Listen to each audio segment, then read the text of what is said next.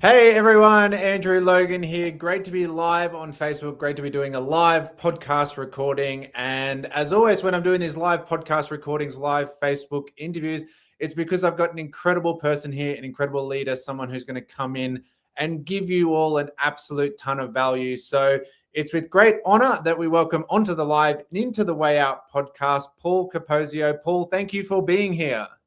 Thank you, Andrew. Now, I wasn't sure that you said that usually you bring someone who could add value, because then otherwise I don't want to put too much pressure on myself and on you. But yes, thank you. No, yes. I wouldn't have reached out if you couldn't do an amazing job, I know. And you are up in snowy, cold Winnipeg, I think, at the moment. You've just I'm in arrived. Winnipeg, Canada. Yeah. So network marketing has brought me a lot. It brought me some great seven-figure income at this point. It brought me a lot of mental clarity, believe it or not. I mean, I think I've become a different person or a better person.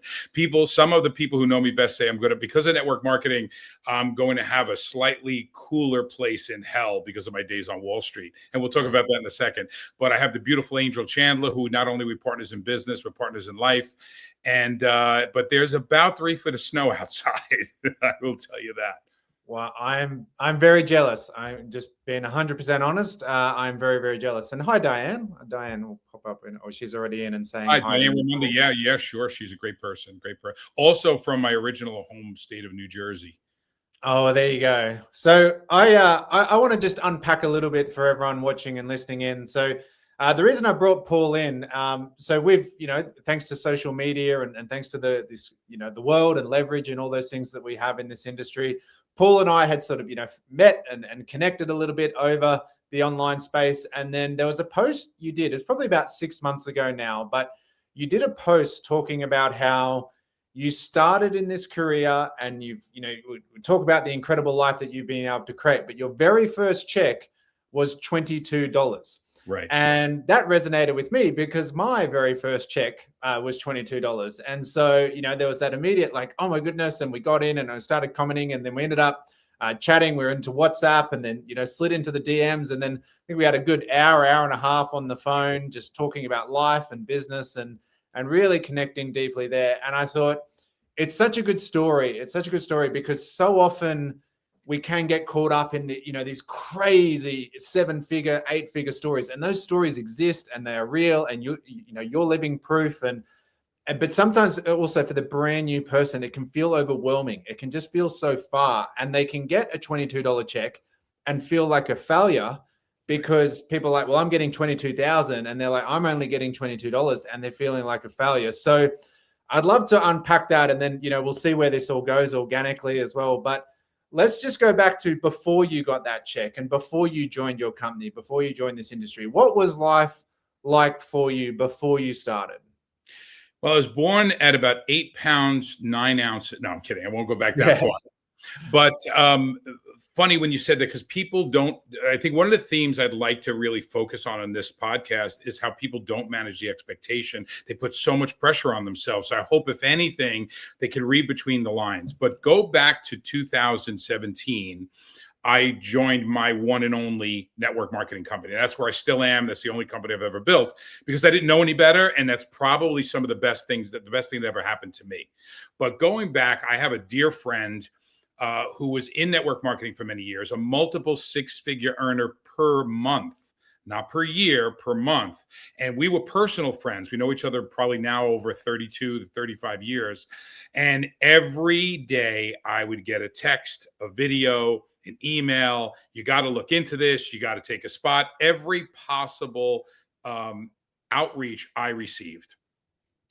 The cycle was, I was never really into this business. Being on Wall Street for 25 years, I figured, hey, I'm just going to spend a couple hours at the office and I'll make an extra couple of $1,000s. But he kept reaching out to me.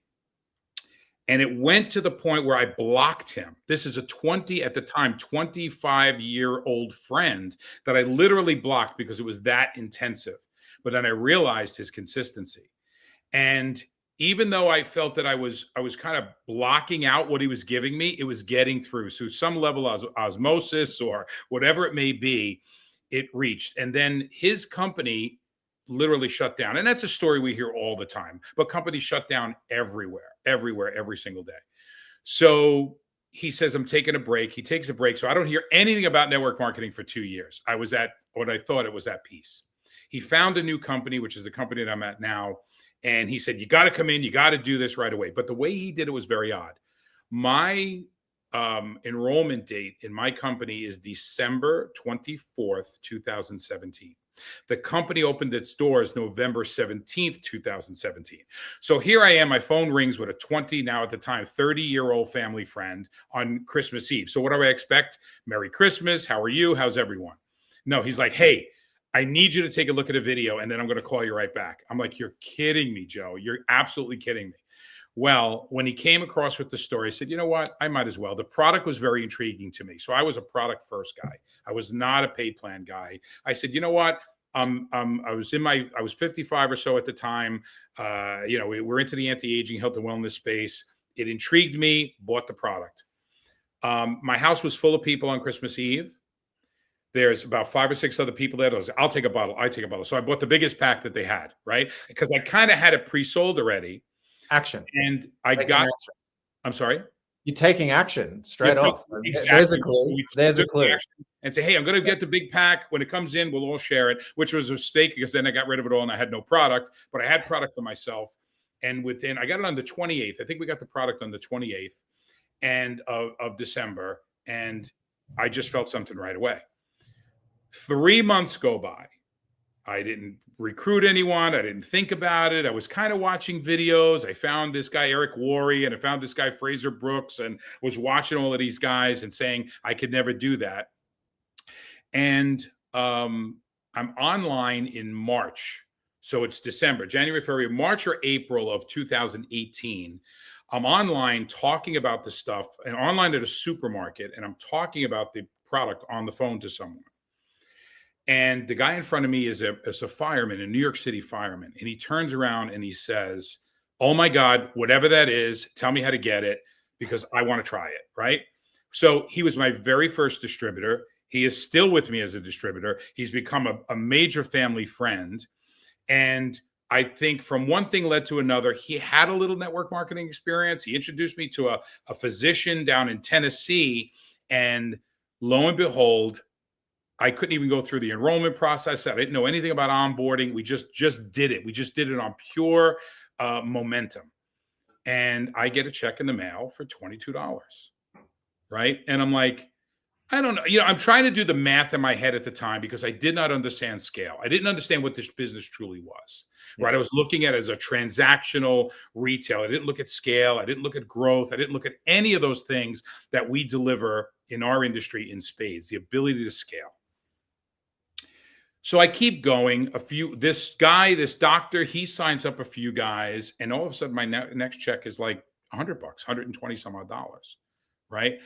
And then I realized that I started getting deeper into training, deeper and deeper into listening to coaches, and I went everywhere from Tony Robbins and Fraser and you name it, and even going back to the old Jim Rohn stuff, which is some of the greatest stuff ever. And I got inside my head, and I said to myself, I'm not going to let the person I was in this industry get in my head. Meaning was anti-business, anti-network marketing. Didn't see it. That's the basic story. Yeah. The failures. Well, so I'll just pause you there because I think we're right just about to hit the meat of it, but I want to I'll highlight a couple of things in there. First, you signed up Christmas Eve, and it's so easy to no one wants to talk about business. No one wants to talk about health on Christmas, right? And here is a 7-figure leader who joined Christmas Eve. So never tell yourself that story. And as well, Christmas Eve is our son's birthday. So, it's an extra special day. Yes, he's a Christmas Eve baby. But also, I think, if it's 2017, that was when Fraser was just launching, because I remember we were living in the UK then, and we were actually going and having lunch with him, just as he's launching his business. So it was really cool. You got him at a really, peak level of time where he's just coming out. So that's really cool. But I think the thing as well, you talk about it, and Angie and I are very, very big on this, and everyone's different, and everyone, you can build this business however you want. But Angie and I are very big on, if you don't love the product, it's impossible to build an authentic, long-term sustainable business. You can come in and max out the comp plan. You can treat it like a get-rich-quick scheme. You'll make some money, but then it'll collapse eventually because you don't have an authentic love for what you're really representing. So, people always say, do you lead with the product or the business? It's like, well, but you lead with whatever problem the person has that you're talking to. If someone needs to lose weight, don't tell them about your comp plan. Just tell them about your weight loss now. You can tell them later. But the point is, the authenticity. So what I'd love to, as we hit this meat of the story, so just ballpark figure, what were you earning, in your sort of real world job compared to this $22 fit? You don't have to give us exact numbers, but obviously, no, I will give you exact numbers. Check. I will give what were you earning? Well, before I get, I'm sure you've never heard this in your network marketing career, but when somebody joins your business and says, well, let me see how the product works for me first, and then I'll share it, right? So we all go through the same thing. But to get back to it, I was semi-retired for about 15 years before I found network marketing. I knew about it because of my buddy, but I was on Wall Street. It was a very high six-figure base salary income. So we were, doing extremely well. To be honest with you, I was making about $750,000 a year at the time, US. So then I kind of semi-retired and hung around for about 10, 15 years. I did some consulting and things like that. So I was ready for something, and I think it was open for something. And I always had this dream of positive cash flow retirement. And usually what positive cash flow retirement means to most people is you sock away enough money that it's going to generate that interest so you have money coming in. Because the whole idea is, it's not how much you die with, it's how much you can leave to your family, right? Everybody talks about legacy income and all these issues. Two things I found with this business: for people who don't have retirement income, it's a great way to build it. 2,000, 5,000 US per month, could replace the equivalent of having 200, 300, 500,000 in a bank account. And most people don't have that. The other thing is, why draw down on something you worked your whole life for and leave nothing for the kids, or leave nothing for your nieces and nephews, or whatever it may be, whatever your personal situation is. So, it's just a matter of positive cash flow retirement. Or, you thought your son was an idiot and he winds up getting accepted to an Ivy League school and you never put away for tuition, right? So there's so many reasons, so many whys. But it's so important, isn't it? If you say, it's only this amount of money, but then you reverse engineer, how many hundreds of thousands of dollars, $1 million+ do I need sitting in the bank earning interest? Because yes, we don't have time to dig deeply into this, but take from the harvest, but never from the seeds. 2 million is the magic number in the US for basic standard of living. 2 million, right? Yeah. And so from an investment point of view, you can take from the harvest, but you should never take from the seeds. So it's not like, well, I can divide 2 million by 10 and have $200,000. Then in 10 years' time, you got nothing. So, but I know for me, and again, this was the thing that really resonated for me. And when I wanted to initially reach out to you was, I wasn't earning what you were earning, but I was earning a good six-figure income in a profession that I'd gone to university for 4 years for. I had a small business partnership. We had staff working for us. We drove a nice car. We lived in a nice house. We were a couple of blocks from the beach, and we had a nice lifestyle. And I've always subscribed to the mantra that the enemy of a great life is when you settle for a good life. So things were good, but we wanted great. And especially with a new baby in the house, all these sorts of things. But for me, when I got that first $22 check, and then two things, but the first one was like $22. And then a week later, another friend came on board, and then I got my sort of like first bonus. So the second one was like $75. Basically in the first month, I made $100. And there are a lot of people that were like sniggering, oh, financial freedom and $100, have fun with that. Mm-hmm. And you mentioned before about scale and leverage and compound effect. And for me, I was a maths nerd. I was, maths club at school and all that kind of stuff. And I'm like, no, hang on. I just started a business for $500. At the end of the day, like, we can break it down in raw terms. I started a business where I can build a worldwide global business. Mm-hmm. And I started it for $500, and I'm going to eat that $500 worth anyway. Right. But also $100 out of $500, I have a 20% return on investment immediately. And I don't even know what I'm doing. I just kind of told a couple of friends, and I got a 20% return on investment. So as a Wall Street guy, how many 20% return on investments are out there, safe. And we're not talking Enron. We're not talking, we're not talking absolute legitimate scams. But how many places? Because everyone's like, oh, and there were the people that were like, yes, I want to know that story. But a lot of my friends, because they had a very traditional universities, business, career mindset, there was this like, oh, we'll have fun with that. I'm like, no, you don't understand. I've just got a 20% return on investment, and I'm 2 or 3 weeks in. Right. And it took me 4 years to learn how to be a physio just at university, let alone in my career. So I'm a month in. What am I going to be like when I actually learn how to do this? Like what I'm going to be like in 4 or 5 years if I've already got a 20% return. So that was my immediate light bulb moment of like, hang on. Yeah, okay, $100 won't change my life compared to my paycheck, but a 20% ROI that's freedom there. There is freedom there. I just got to figure out how to increase that. Right. Well, think about what you said to anyone listening right now. The $500 investment, he threw off 100. So let's cut that in half, and let's say $50 a month. If you could build a business where you're recruiting a couple of people every once in a while, like the average person who gets into our business recruits a couple of people. They're not rabid like we are as far as wanting to build a business, so they don't see the bigger picture. Where are you? I urge anyone listening, take $500, put it in a savings account, and then watch the interest after 12 months. But then take the same $500, join Andrew's business, and then get to say, Andrew, I need to get to $20 a month, or I need to get to $50 a month. Where are you going to get that return? And tap into all the personal development and the product and the health. We are in the Super Bowl of network marketing right now, which is January, which is the time of New Year's resolutions. And what are the 2 greatest New Year's resolutions? It's I want to either do better financially or I want to feel better and look better, right? So our industry is just poised. This is the Super Bowl of network marketing for the next 3 months to 4 months. And what we're doing right now, it's probably the perfect time to join with someone, align yourself, because all your friends are looking like, oh, I got to get rid of this gut. Or, you know what, if I don't make another $1,500 a month right now, things are going to get tough. And to be honest, there's probably Larry Thompson. I don't know if you know Larry and Taylor Thompson, but Larry always said to me, Paul, you're looking for people. People are looking to make $500 to $1,500 per month. There's 65 million people in the U.S. right now looking to make $500 to $1,500 a month. Not to be a 6-figure earner or a 7-figure earner. Think about the highest rank in your company and whatever name they put on it, Diamond or Grand Poobah.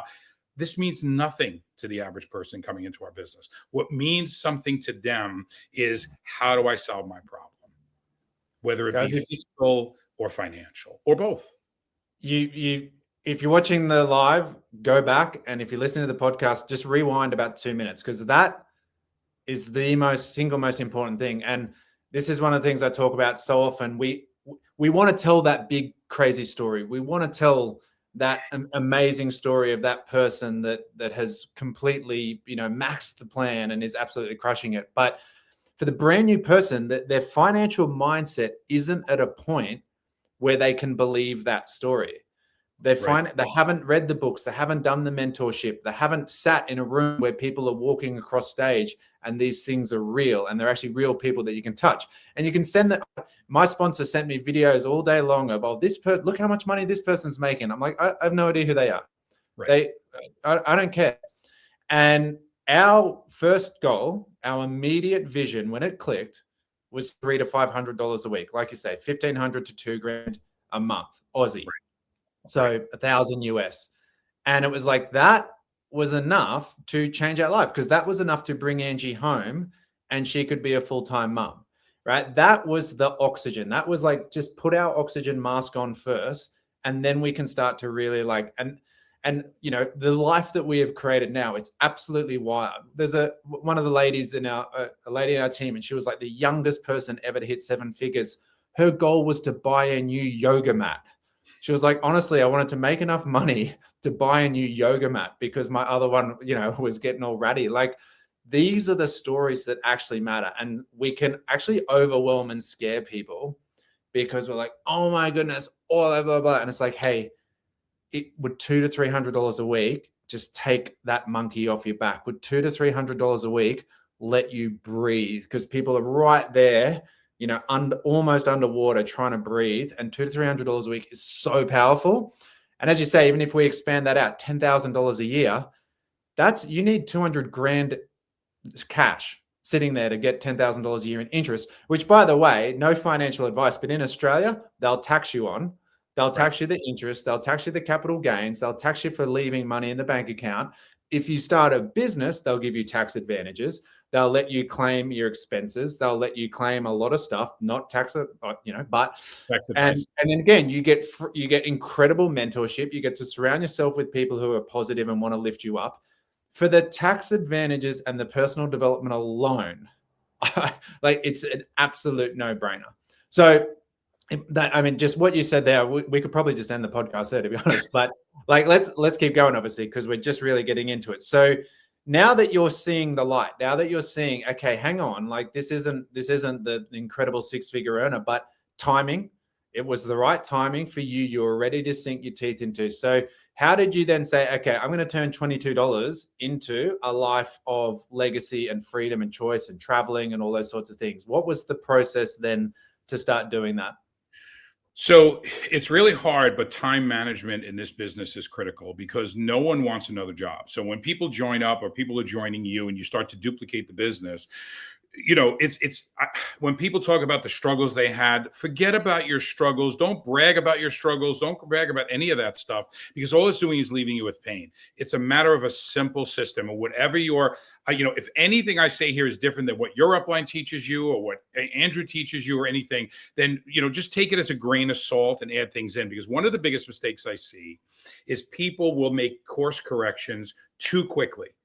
There's a DMO that you should follow, your daily method of operation, whatever that may be. Okay, I do something called 5 over 5. I reach out to 5 new contacts every day, start 5 new conversations every day, and this starts to snowball. Then it's 5 exposures a day. What is an exposure? Your company video, or your company email, or a live event, or a meeting at a coffee shop, or whatever that may be. But you want to try to expose 5 ways. The next thing is follow-up, right? The fortune's in the follow-up. We've all heard all the great cliches of the business, but are you using them? Is that your mantra to some level? Because I hate to say, and then the last thing is, you want to try to duplicate, you want to try to have 5 decisions a day. No is a decision. Okay, my decision for 10 years with my guy who recruited me into network marketing, for 10 years, I said no. But the point is that you need to start having that consistency. The problem is, most people will take their training plan or their coaching plan. Let me read this new book. Let me see, Fraser's new video. Absolutely. After you've done your outreach, after you've done your daily method of operation. Otherwise, you're never going to build that pipeline, right? Yeah. Who knows, Andrew, may happen to me in my company, or may happen to you in your company, or we're just looking for a change. We have a relationship, right? We've built this relationship over time. Andrew, I got a problem. What should I do? Also, that you brought up about, we're not tax advisors. We don't tell you what to do, but there's some advantages. Anyone who's ever told me, and I only have 8 years in the business, who's ever told me I lost money in network marketing, you didn't. You absolutely didn't. Just the sheer fact that you could write off travel, you could write off your car and I don't know what it is in other countries. I build in about 17 different countries myself. Everyone's a little different. There is no quitting in network marketing. There's pausing. And there is no losing money in network marketing, especially if you love the product and what we call in the industry, eating it. As long as you're eating your product, using your product. So that's the first thing. There's 5 things you should do to find the right company. And it's not because your best girlfriend or your best buddy joined a company. It's what is it to you? What is that vehicle, and what could it mean to you? That's really more important than, hey girl, we're going over here now, the shiny object syndrome. It's as you say, and I was on Eric Warre's podcast probably about 18 months ago now, and we were talking about this exact thing where, when I started, people, I lost all my money in that, and it's like, well, it's $500. And you could make a very good argument that I spent $100,000 at university, and now that, I haven't, because I've stopped. Right. And how many people go to university and never get a job? How many real estate agents go through all their training and then never sell a house? How many people start a gym? And we can sit there, and all these things that are just human nature. If you started something and then you quit, is it it the thing, or is it just, and everyone quits for different reasons. I quit physio because something else better came along. Right. But the point was just, I can't sit there and say, well, if you purchase a product and you love that product and you stand by that product, if the product doesn't work for you and you send it back, you get your money back and you move on with your life. Like, everything on top of that is just an absolute cherry on the top. And it's just wild. But again, people are so, we're so ingrained from school and society of just, you work for X and you get Y. Right. And so you raised a really good point here again that I want to highlight and just dig a bit deeper into, that we're so in that, hey, if you show up Monday to Friday, I will pay you $1,000, and so there's this immediate return on investment for our time kind of stuff. And then obviously when you get just in that little sugar cycle, then it's 40 years later and you've just been doing the same thing every day for 40 years and then you kind of retire. But for us, it's like, hey, you could do something today and you may not see the return for 6 months. You may not see the return for 12 months. The person who spoke to you didn't see the return for years when they first spoke to you, right? And now they're getting paid over and over and over again for something that they did years before you even made a decision. And so, yeah, it can be obviously very difficult if you're doing your DMO and it's like, well, I did my DMO Monday, Tuesday, Wednesday, and I didn't make any sales. So the DMO sucks. So then we're like, on to the next thing. So right. There's like that dance of, urgency with your actions, but patience in your expectations. Correct. And you've got to sit there and say, okay, I'm gonna do it and I'm gonna commit to it. But I've also got to expect that it could be 3 to 6 months. In the same way that I went to university day one, January or February 2001, knowing it would be 4 years until I could apply for a job. Not even get paid. I got paid $0 for 4 years. But I went there, and you used that E word earlier, I went there with the expectation that I had to go to university for 4 years before I was allowed to apply for a job. And so we do it in all other areas of society, but here, right. Like, well, Andrew, I started Monday, it's Thursday, no one said yes, so you shit, it sucks. Like, I'm out. And it's true, because managing the expectation is probably one of the biggest failure points I see in people that join the business, is that they don't know what to expect. Therefore, they expect these great expectations because they're watching that diamond or that grand poobah or whatever your top rank is, or they're hearing the 6 and 7 figure stories. But you don't realize it takes years and years to build that. Right. Some people get lucky. I was one of the fortunate ones. I got pretty lucky. Things just hit for me relatively quickly. But it's probably because I spent 30 years in Wall Street prior to that, and another 20 some odd years working as an electrician and everything else that I did in my life and going through all those life experiences. So did I make that? I went diamond in my company in 5 months, but did I go diamond in 5 months, or did I go diamond over the last 40 years? And to be honest, it's diamond in 40 years. And some of us can get to the ripe old age of 50 or 60 and never get that experience to be able to do that or to make it translate. I don't care what business you're in or what you do for a living. You are learning how to build this business because you're learning people. The no's are so critical, because you'll learn to identify, oh, when I talk to someone, this is an Andrew type. Oh, I just met a Paul type, or I just made an Eric Worre type, or a Fraser type. Once you start building up these types and understanding those personalities, now all of a sudden you're going to see how your recruiting and your yeses just start to expand. And then realize that everyone has something to offer. And tell them what you could adjust your expectations daily in this business. So if you come in for $500 a month, you could easily translate that to now. If I show you how to make 500, you'll easily know how to make 1,000. Once I get you to know how to make 1,000, you're going to say, you know what? I got to do the same thing over and over again. Now it's 2, now it's 4, now it's 8. And that exponential, the popping of the popcorn, that roar of the crowd starts to happen. And it could take, I talked to a couple of the other guys in the industry, and the 7-year number seems to be a number that repeats itself for the average person, meaning that my story is fortunately a little bit different, but I've never known anybody who cranked this out for 7 years that is not in a 6-figure position, at least a 6-figure position, because you're learning so much. So I've learned a lot of a few other things. It's that sometimes your skill set has to catch up to your paycheck, or your paycheck has to come up with your skill set. But everyone that I've either coached, trained, or knew in the business who had a slow start did not have the volatility of the ups and downs that the people who had to learn their skills because the check came first. That's something I've really learned a lot. So if you're struggling, you're learning, right? And you'll start to, gradually get better and expanding.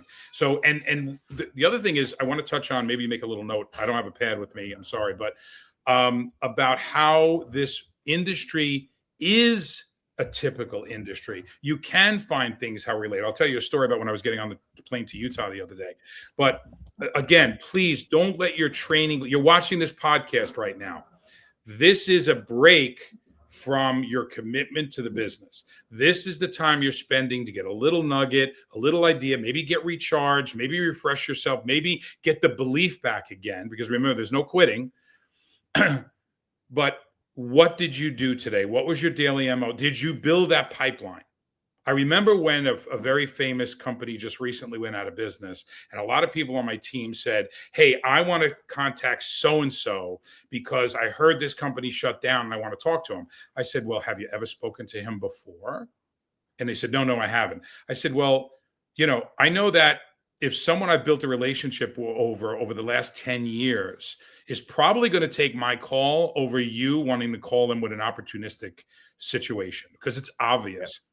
So start doing things like this. Become friends with Andrew or myself or whoever it is that you either you feel you're peer-to-peer with, or you admire, or usually I find the bigger the leader and the more successful the leader, the easier they are to talk to and the more available. Yeah, you have to schedule our time, but we're more willing to. When people are holding it very close to the vest, they're usually not really building as big as they say they are. We talk about the incredible mentorship that you can get in this industry. And like you say, it's something that it was such an eye-opener for me, that the most successful people are also the people like, yeah, what do you need? Yeah, look, again, I'm busy right now, but I can give you 20 minutes over here and just here it is. The people that are hoarding the information, they're probably, they might not be 100% honest with, what they are earning or how they got there or that kind of stuff. Correct. Quickly again, if you're on this Facebook Live, if you're watching this live stream, make sure you're letting Paul know what are the big nuggets, like what are the big takeaways. Make sure you're letting him know all these things that you're learning, because again, we talk about this, this expectation. I don't want to labor this point, but it's so important. I mean, when I started again, and I remember that first $22 check, and I remember, one person in particular who was a very important person in my life at the time was very like, oh yes, that's cute. Off you get back to work now. And it was just like, no, hang on. I in my head, I gave myself 7 years. So I started with a 7-year plan. Once that light bulb went off, it was like, because it wasn't just 4 years at university. It was then 2 or 3 years to be a good physio where you could just anyone could walk in off the street. I was comfortable that I could take care of Paul. Because when you're first out of uni, you're so raw. You got all these skills, but you still don't know how to talk to a patient. And I train a lot on this podcast, a lot, just because my background is the human body. They taught us all the neuro and how the brain works around pain. But it's very similar with what you were talking before, like understanding other people's motivations and understanding where they are in their life in order to best help them. So I went in with a minimum 7-year mindset. And it was like, okay, well, it took you that. And then even then when I went into small business, it took me 2 or 3 years to get the business profitable. It's like, you got to learn how to be a business owner. You got to learn how to manage staff. You got to learn how to do tax returns. You got to learn how to do all this stuff. So we went, 7-figure plus earner in under 7 years, even though our first paychecks were so small and our first year was so small. But I gave myself that 7-year mindset that what we earned in our first year, I could earn in a week in my job. I earned in a whole year what I would earn in 1 week. And it was like, just treat one more person a day and you can totally out earn yourself kind of stuff. But it was like, no. And then we went to that 7-figure earner in that time because we gave ourselves that expectation. The last thing I'd hit, and then we'll come back to that point. I did write it down on my computer for you. But when I wrote my first book, and people were like, how long did it take you to write a book? I was like, well, it took me about 4 to 6 weeks, honestly. But it also took me 20 years, because it took me 20 years because for 10 years before network marketing, I had been learning about business, about finance. I'd been learning about the markets. I'd been learning how to, commodities, Forex, like options, like, they're trying to learn all these ways to make money online. How do you put your money to work? How do you invest? And then we find this vehicle. And it's like, well, and then I had to learn how to do the vehicle and all that kind of stuff. All I did when I wrote my first book really was just document all the things that I'd done over the last 20 years. And I'd already created the content. I'd already created the trainings for our team. And we just kind of condensed it and put it into a book. So as you say, it took you a short period to get to the very top, but you also had, and people never really tell this part of the story. Well, yeah, you had 40 years of business, of dealing with people, of rolling your sleeves up and doing hard work, all those sorts of things that then came in and actually gave you a result once you found the right vehicle. And yeah, I'd been plugging away for 10 years trying to find a way to make more cash flow so I could buy more properties so we could be more financially free in the future. And then I suddenly found this one, and all the lessons from all these other failures, all these other things, all these other things that I'd put money into and didn't give me results, but they gave me lessons that then turned into, when I found the right vehicle, whoosh, once it all actually fell into place, then we were off. Yeah. So you talk about the return on the investment. I mean, I owned a restaurant in Florida, and just the pizza ovens were $17,000 a piece, and we needed 2 of them for the front of house. There were steamers and refrigeration and tables and chairs and napkins and forks and knives. That business never turned a profit, but the risk was over $150,000 US of that investment that I made. And I thought I was going to be a guy in a suit, the Italian guy in a suit, handing out free glasses of wine to some of my most favorite customers. I had this illusion of what it was going to be, and not realizing it was probably one of the toughest things I've ever did. And it was a mistake. It's a very, very hard business. And then look forward, look at the future of the business. So if I'm in my 70s or 80s, even though it's my passion to own a restaurant, do you want to be in your 80s, clearing tables, or, so what's the future of this business? Can you do it? Yeah, I don't mind getting on a plane, going to South Korea. I just was in South Korea, from South Korea to Taiwan, and it's beautiful. I've seen things I've never seen before, especially since I started building. When I went to Korea the first time, we have a very, very large team in Korea. I saw nothing. I saw absolutely nothing of the country. And now I'm saying, you know what? Maybe I'll spend an extra 3 days here, and just really get a feel for what it's all about. So it's one thing about having to work harder when you get older in a traditional business, when you have this scalable, duplicatable business where you have these young bulls and women coming in, and women are the heartbeat of this business, by the way, the absolute heartbeat of this business, where it's like you go from player to coach, right, to team owner.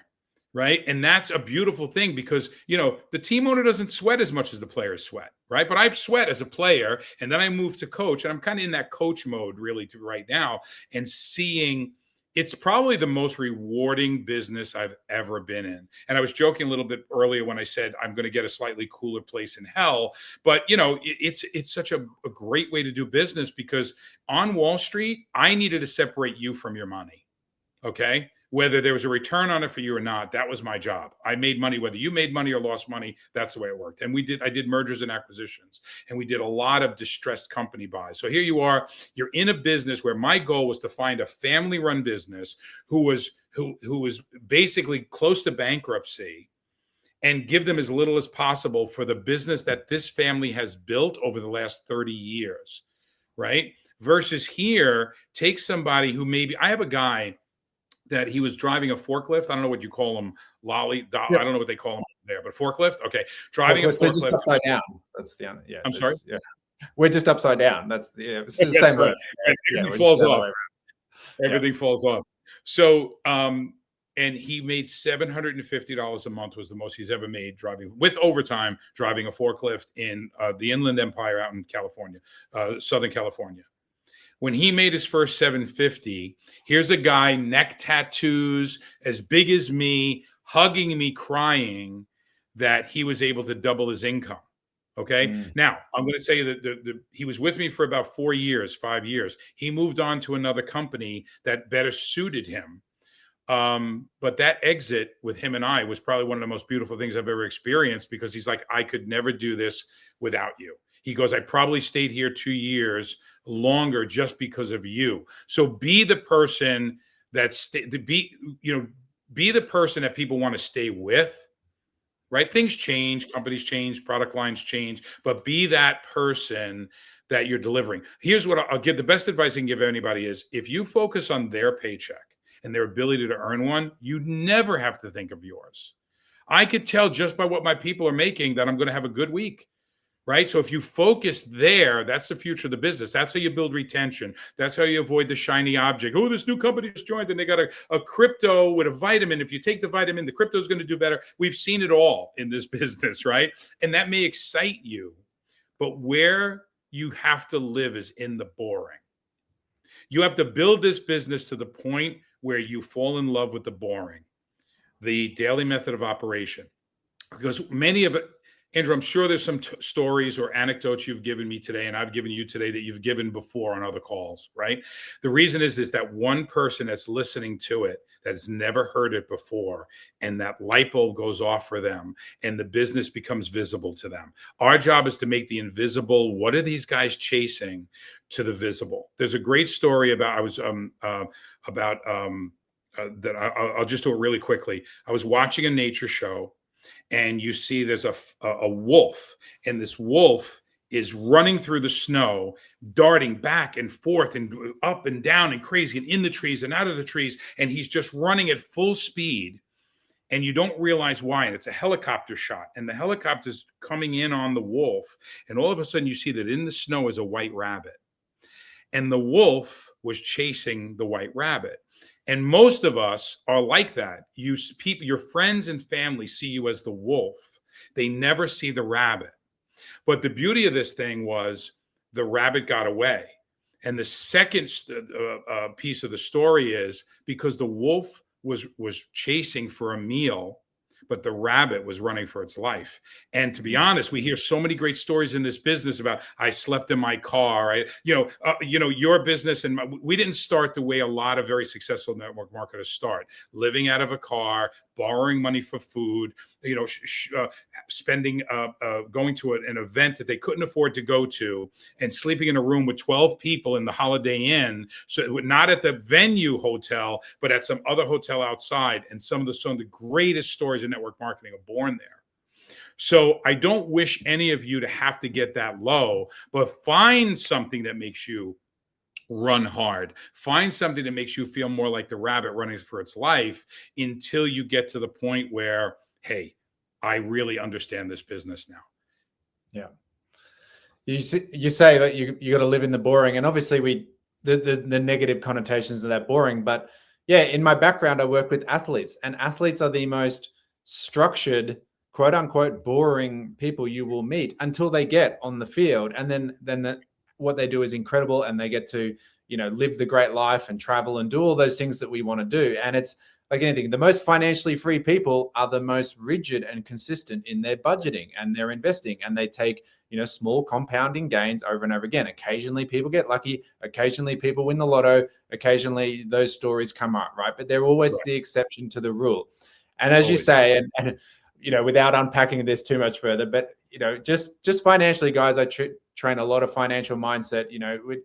Just always learn how to take care of your money, because most people out there are just looking for the commission, and whether you make money or not, that's their second most important thing. The first most important thing is the commission that you get from them, that they get from you, I should say. So, it's always good to just make sure that you learn enough to be able to take care of yourself there. But you talked about before about, this is a real industry, and I want to respect your time, and I just want to finish with, we're talking about now, like, how do you continue to find that inspiration and continue to find the spark and continue to want to do this when you could just go and enjoy life? And I want to reiterate something from the podcast 2 or 3 weeks ago where we're talking, because you dropped it earlier, talking about if you really want to, goal setting, start of the year, New Year's resolutions, especially in this industry, instead of saying, I want to make $1 million, say, I want to help 20 people make $50,000. Because first of all, there is more visceral and emotion, and there's so many more stories, but it keeps you more honest. It keeps you more grounded. It keeps you in the trenches for longer, because you actually put your goal. And even if it's, I want to rank advanced to X, well, I want to help 100 people get an incredible result with my product. Put your onus on helping other people get their results and spread that out more, because that keeps you in the game more. And so, yeah, obviously now there wasn't that desperate story. You know, the desperation stories do sell really well, but often, you know, desperation, as soon as the credit card's paid off, like, okay, where's the energy now? Right. So, you know, we do need to move from desperation into inspiration. You and I were both inspired into action from day one. We were never desperate to take action, but how do you keep that that inspiration going? How do you still go, I've been doing this for 9 years now. We've created this great life, and I was already semi-retired on a pretty good wicket as it was. So what keeps you saying, yes, Andrew, it's Sunday night in cold Winnipeg, and I will jump on a Facebook Live with you, instead of going and having a nice dinner, you know, and just putting my feet up and that. Sure. Well, it's multiple facets to that, right? One is stepping back and saying, okay, we built this. Now, how do we sustain it? And how do we make it legacy? Because everyone in this industry talks, and it's usually, I'm going to say this, and it's probably going to upset a lot of people, but I've never met more broke millionaires than in this business, because they just don't manage themselves. So I know it's going to PO a lot of people, but hold on to it. Sorry to interrupt, but yeah, I mean, if the number one thing behind my podcast, my books, my training, everything is that there are people who are quote unquote incredibly successful, and they're 2 bad weeks away from it all folding, and they've got toys and shiny things, but have they actually built the foundation? And that's what we need to improve in this industry, from my point of view, on top of anything else. So you can say that as many times as you like. As well, because I really want to push that home, because those success stories, what people are watching, right? People do love income stories. There's no two ways about it. You can't really argue the point that people have an income story, but let's have more people. So many people have made 6 and 7 figures in this business, but do they still have it? So one of the motivators for me is to say, okay, how do I make this legacy now? How do I make this as self-sustaining as possible? There's always attrition. You know, I can't see myself not at 80 years old still doing a podcast somewhere, whoever else. I don't know. Maybe I'll be a hologram by then. I don't know. But the next thing is, we talked about the people. So seeing the new generation, seeing the duplication work. And yeah, you may recruit 20 people, and then the 20 people, you'll find those 2 people are going to run with. So when you get somebody who wants to tie themselves to you, they want to hitch their wagon to your star, and they truly want to do it, that motivates me. That really gets me going again. I'm ready to go for another round. I'm ready to look into another country. There was a time when someone would say, hey, I got a friend in India. I'm like, oh no.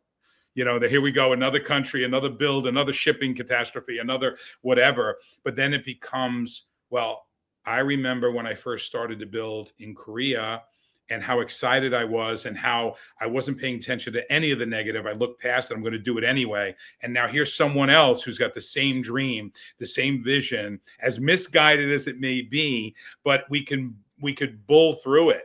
You know, we could literally just break through that wall. And imagine doing it the first time we do it alone.